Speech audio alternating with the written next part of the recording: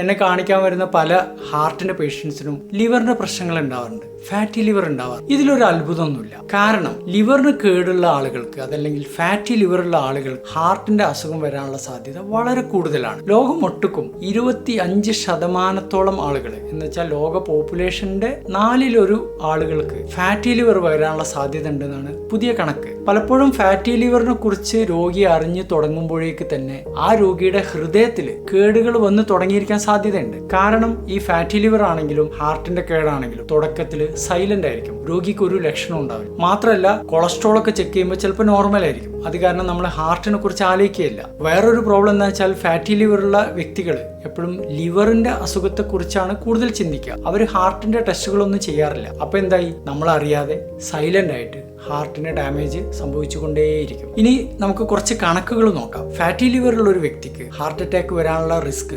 60% കൂടും എന്നുള്ളതാണ് കണക്ക്. അതുപോലെ തന്നെ ഹാർട്ട് ഫെയിലിയർ വരാനുള്ള സാധ്യത ഇരട്ടിയിലധികം വർദ്ധിക്കുകയാണ്. മറ്റൊരു പഠനത്തിൽ കാണിക്കുന്നത് എന്താണെന്ന് വെച്ചാൽ നമ്മൾ ഫാറ്റി ലിവർ ചികിത്സിക്കുകയാണെങ്കിൽ ഹാർട്ടിന്റെ അസുഖം വരാനുള്ള സാധ്യത കുത്തനെ കുറയുന്നു. അതുകൊണ്ട് ഇനി നമ്മൾ എന്താണ് ചെയ്യേണ്ടത്? ഫാറ്റി ലിവർ ഉണ്ടെന്ന് അറിഞ്ഞു കഴിഞ്ഞാൽ നമ്മുടെ ചിട്ടകൾ മാറ്റുക, കാർബോഹൈഡ്രേറ്റ് കുറയ്ക്കുക, പഞ്ചസാര ഒഴിവാക്കുക, നടത്തം വർദ്ധിപ്പിക്കുക, ഇടയ്ക്ക് ലിവർ ചെക്ക് ചെയ്യുന്ന പോലെ തന്നെ വല്ലപ്പോഴും ഹാർട്ട് ഒന്ന് ടെസ്റ്റ് ചെയ്യുക. പ്രത്യേകിച്ച് ഫാറ്റി ലിവറിന്റെ കൂടെ പ്രമേഹമൊക്കെ ഉള്ള ഒരു വ്യക്തിയാണ്, BP ഉണ്ടെങ്കിൽ ഒരു ത്രെഡ്മിൽ ടെസ്റ്റ് ചെയ്ത് നോക്കുന്നത് വളരെ നന്നായി.